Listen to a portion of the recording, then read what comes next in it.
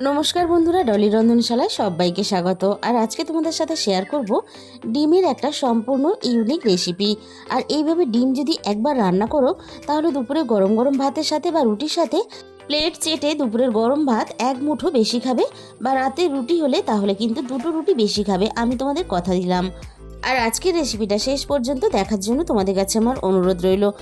বর্ষাকালে বৃষ্টির দিনে সবসময় কিন্তু বাজারে যাওয়া সম্ভব হয় না, তাই এরকম যদি একটা ডিমের রেসিপি থাকে তাহলে কিন্তু আর অন্য কোনো রেসিপির প্রয়োজন হয় না। আর বাড়িতে যদি কয়েকটা ডিম থাকে তাহলে কিন্তু পরিবারের লোক সংখ্যা বেশি হলেও খুব সহজেই কিন্তু একটা দিন তোমরা এই রেসিপিটা বানিয়ে চালিয়ে নিতে পারবে।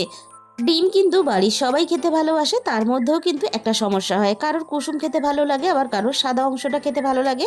তাই আজকে আমি তোমাদের সাথে এমন একটা রেসিপি ডিমের শেয়ার করব, যার যেটা খেতে ভালো লাগবে সে সেটাই খেতে পারবে। আর রেসিপিটা বানাতে খুব বেশি কিন্তু উপকরণেরও প্রয়োজন হয় না। আর রেসিপিটা এতটাই সোজা, খুব সহজেই কিন্তু খুব কম সময়ে তোমরা চটজলদি বানিয়েও নিতে পারবে।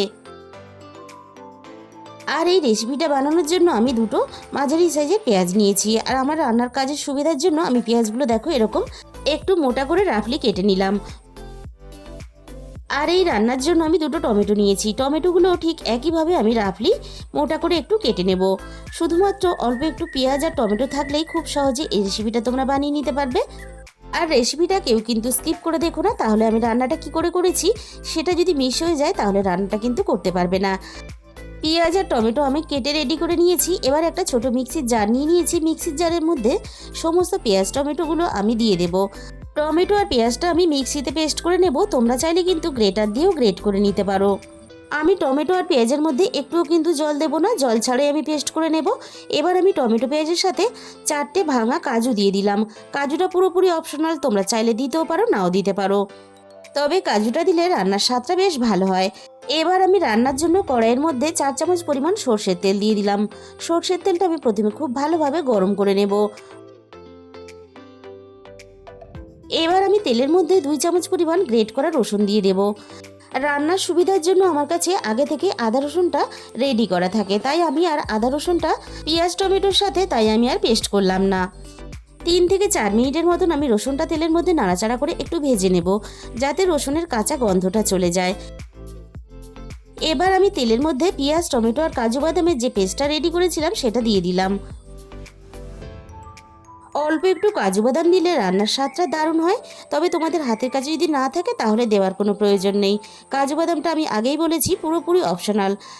এবার আমি মিনিট 2 মতো নাড়াচাড়া করে তেলের মধ্যে একটু কষিয়ে নেব। এরপরে আমি এখানে 1 চামচ পরিমাণ আদা বাটা দিয়ে দিলাম। আবারও আমি মিনিট 5 মতো সব কিছু একসাথে নাড়াচাড়া করে কষিয়ে নেব, যতক্ষণ না পেঁয়াজ টমেটো আদার কাঁচা গন্ধটা চলে যায়। আর এই ডিমের রেসিপিটা এতটাই চটজলদি হয়ে যায়, তোমরা কিন্তু না দেখলে বিশ্বাস করবে না। মশলাটা আমি খুব ভালোভাবে কষিয়ে নিয়েছি। এবারে আমি গুঁড়ো মশলাগুলো একে একে দিয়ে দেব। প্রথমে আমি দিয়ে দিলাম 1/2 চামচ পরিমাণ হলুদ গুঁড়ো, আর দিয়ে দিলাম আমি এখানে 1/2 চামচের একটু বেশি ঝাল লঙ্কার গুঁড়ো, তবে ঝালের পরিমাণটা অবশ্যই নিজেদের মতো করে ব্যবহার করবে। সাথে আমি দিয়ে দিলাম 1 চামচ পরিমাণ ধনে গুঁড়ো আর 1 চামচ পরিমাণ জিরে গুঁড়ো। মশলাটা কষানোর সাথে সাথে যাতে না পুড়ে যায় তার জন্য আমি এখানে মিক্সির বাটি ধোয়া অল্প একটু জল দিয়ে দিলাম, আর রান্নার স্বাদ মতো লবণটাও দিয়ে দিলাম। এবার আমি গ্যাসের ফ্লেমটা একেবারে লোতে দিয়ে মশলাটা খুব ভালোভাবে নাড়াচাড়া করে কষিয়ে নেব, যতক্ষণ না মশলা থেকে সুন্দরভাবে তেলটা ছেড়ে আসে। আর এই ডিমের রেসিপিটা এতটাই বানানো সোজা, তোমরা কিন্তু দেখার পরে ভাববে আগে কেন জানতাম না। রান্নাটা খুব সহজ সরল হলেও এই রেসিপিটা এতটাই টেস্টি হয় যে তোমরা কিন্তু না বানালে বুঝতে পারবে না। আর এই রেসিপিটা অবশ্যই একবার হলেও তোমরা বাড়িতে ট্রাই করে দেখো। আর তোমাদের কেমন লাগলো অবশ্যই আমাকে কমেন্ট বক্সের মাধ্যমে জানাতে কিন্তু ভুলো না।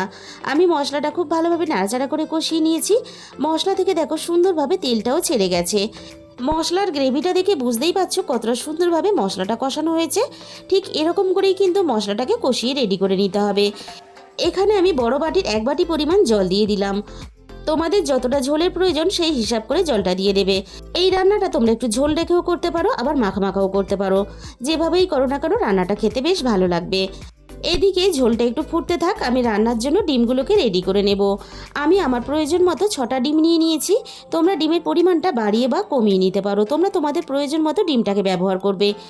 আর ডিমগুলো রেডি করার জন্য দেখো আমি এখানে একটা ছোট থালা নিয়ে নিয়েছি। এরকম একটা ছোট থালা নিয়ে নেবে, তাহলে রান্নার জন্য ডিমগুলোকে রেডি করতে সুবিধা হবে। আমি একটা একটা করে ডিম ফাটিয়ে থালার মধ্যে নিয়ে নেব।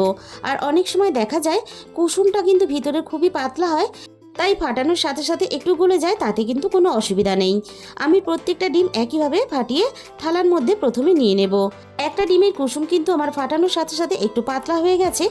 ছুরি দিয়ে দেখো আমি কুসুমটাকে একটু আলাদা করে দিলাম। আর খেয়াল করবে কুসুমের মধ্যে হাত লেগে বা কোনো কিছু লেগে যাতে একেবারে না গলে যায়, তাহলে কিন্তু রেসিপিটা বানাতে অসুবিধা হবে। সব কটা ডিম দেখো আমি একইভাবে ফাটিয়ে থালার মধ্যে রেডি করে নিলাম। এদিকে ঝোলটাও কিন্তু খুব ভালোভাবে ফুটে রেডি হয়ে গেছে। এবার আমি গ্যাসের ফ্লেমটা একেবারে লোতে দিয়ে দেব। এই সময় কিন্তু গ্যাসের ফ্লেমটা একেবারে লোতে দিয়ে দিতে হবে, তা না হলে কিন্তু রান্নাটাকে রেডি করতে পারবে না। এবার আমি একটা একটা করে কুসুম চামচের সাহায্যে এভাবে বাটিতে তুলে নেব। শুধু আমি কিন্তু কুসুমটাই নিলাম, সাদা অংশটা আমি কিভাবে রান্নায় ব্যবহার করব সেটা কিন্তু তোমরা পরে দেখতেই পাবে। গ্যাসের ফ্লেমটা একেবারে লোতে দিয়ে এবার আমি একটা একটা করে কুসুম ঝোলের মধ্যে দিয়ে দেব। আর কুসুমগুলো কিন্তু একটু ছাড়া ছাড়া দেবে, তা না হলে কিন্তু একটার সাথে একটা লেগে যাবে। এইভাবে সবগুলো কুসুম আমি একে একে ঝোলের মধ্যে দিয়ে দেব। এই সময় গ্যাসের ফ্লেমটা যদি হাইতে দাও তাহলে কুসুমগুলো ঝোলের সাথে মিশে গিয়ে একেবারে ঘাঁটা ঘাঁটা হয়ে যাবে। সব কটা কুসুম আমি ঝোলের মধ্যে দিয়ে গ্যাসের ফ্লেমটা লোতে রেখেই 10 মিনিটের জন্য আমি ঢাকা দিয়ে দিলাম। আর ঢাকা দিয়ে রান্নাটা করলে তাহলে কুসুমগুলো সুন্দরভাবে সিদ্ধ হয়ে শক্ত হয়ে যাবে। 10 মিনিট পরে আমি দেখো কড়াই থেকে ঢাকাটাকে সরিয়ে নিলাম। এবারে আমি তোমাদের দেখিয়ে দেব কুসুমগুলো দেখো খুব সুন্দরভাবে শক্ত হয়ে গেছে, একটাও কিন্তু কুসুম ভাঙেনি, একেবারে গোটা আছে। সব সময় একঘেয়েমি ডিম ভেজে বা ডিম সিদ্ধ করে ডিমের ঝাল না বানিয়ে একবার এই পদ্ধতিতে রান্নাটা করে দেখো, এতটাই খেতে ভালো হয় যে তোমরা কিন্তু বারবার এই পদ্ধতিতেই রান্নাটা করবে। গ্যাসের অপর সাইডটা আমি একটা ফ্রাই প্যান বসিয়ে দেখো আমি ফ্রাই প্যানের মধ্যে 1 চামচ পরিমাণ তেল দিয়ে তেলটাকে খুব ভালোভাবে গরম করে নিলাম। ডিমের সাদা অংশটা আমি লবণ দিয়ে ফেটিয়ে রেখেছিলাম, অল্প অল্প করে আমি ফ্রাই প্যানের মধ্যে দিয়ে দেব। ডিমের অমলেট তো আমরা সবাই ভাজতে জানি, সেই ঠিক একইভাবে আমি সাদা অংশটাকে ভেজে নেব। বন্ধুরা আমি আগেই বলেছিলাম ডিমের যে অংশটা যার খেতে ভালো লাগবে সেই অংশটাই সে খেতে পারবে এইভাবে রান্না করলে। এবারে দেখো আমি ছোট ছোট টুকরো করে পিস করে কেটে নিচ্ছি, তোমরা চাইলে কিন্তু গোটাও রাখতে পারো। সবগুলো আমি দেখো একইভাবে ভেজে রেডি করে নেব। বাকি সাদা অংশটা ঠিক একইভাবে আমি ফ্রাই প্যানের মধ্যে দিয়ে একইভাবে আমি ভেজে রেডি করে নেব। আর এইভাবে রান্না করে যদি তুমি কাউকে খাও তাহলে কিন্তু তোমাকে জিজ্ঞাসা করবে তুমি কিভাবে রান্নাটা করলে। পরিবারের লোক সংখ্যা বেশি হওয়ার পরেও ডিমের সংখ্যা যখন কম হবে তখন যদি তুমি এইভাবে রান্নাটা করো তাহলে কিন্তু তোমার বুদ্ধির তারিফ করবে। আর একদিনে দুপুর হোক বা রাত্রি হোক তুমি কিন্তু খুব সহজেই এইভাবে রান্নাটা করে চালিয়ে নিতে পারবে। আমি সবগুলো দেখো একইভাবে ভেজে রেডি করে নিলাম। এবার আমি সমস্ত ডিমের সাদা অংশগুলো ঝোলের মধ্যে দিয়ে দেব। আর কম খরচে একটা কিন্তু সুন্দর রেসিপি তুমি বানিয়ে নিতে পারবে। এবার আমি দেখো ডিমের সাদা অংশগুলো ঝোলের মধ্যে মিশিয়ে দেব। রান্নাটা দেখতে কতটা লোভনীয় হয়েছে সেটা কিন্তু তোমরা দেখে বুঝতেই পারছো। সমস্ত ঘরে থাকা উপকরণ দিয়ে খুব সহজেই কিন্তু দারুণ একটা রেসিপি তোমরা খুব ঝটপট বানিয়ে নিতে পারবে। আমি ডিমের সাদা অংশগুলো দিয়ে মিনিট 5 মতো ঝোলের মধ্যে ফুটিয়ে রান্নাটা করে নিয়েছিলাম। এবারে আমি সবশেষে অল্প একটু গরম মশলা গুঁড়ো দিয়ে দিলাম। গরম মশলা গুঁড়োটাও আমি নাড়াচাড়া করে খুব ভালোভাবে মিশিয়ে নেব। আর গরম মশলা গুঁড়োটা দিয়ে নাড়াচাড়া করে মিশিয়ে নিলেই কিন্তু আমাদের রেডি হয়ে যাবে গরম গরম ভাত বা রুটির সাথে খাওয়ার জন্য দারুণ একটা টেস্টি সম্পূর্ণ ইউনিক ডিমের একটা রেসিপি। তাহলে বন্ধুরা আজকের এই রেসিপিটা ভালো লাগলে প্লিজ একটা ভিডিওতে লাইক করে দিও আর প্রচুর প্রচুর নিজেদের বন্ধুদের মধ্যে শেয়ার করে দিও। আর চ্যানেলে যে সমস্ত নতুন বন্ধুরা এখনও পর্যন্ত আমার চ্যানেলটাকে সাবস্ক্রাইব করনি, এরকম নতুন নতুন অনেক রেসিপি পেতে অবশ্যই আমার চ্যানেলটাকে সাবস্ক্রাইব করে নিও। আর চ্যানেলটাকে সাবস্ক্রাইব করে পাশে থাকা বেল আইকনটা অল করে দিও, তাহলে আমি যখনই কোনো নতুন রেসিপি আপলোড করব সবার আগে তোমার কাছে পৌঁছে যাবে। আর তোমাদের মূল্যবান সময় দিয়ে আমার এই রেসিপিটা শেষ পর্যন্ত দেখার জন্য তোমাদের সবাইকে অসংখ্য ধন্যবাদ। আজকে তাহলে এই পর্যন্ত, দেখা হবে অন্য কোনো নতুন রেসিপির সাথে।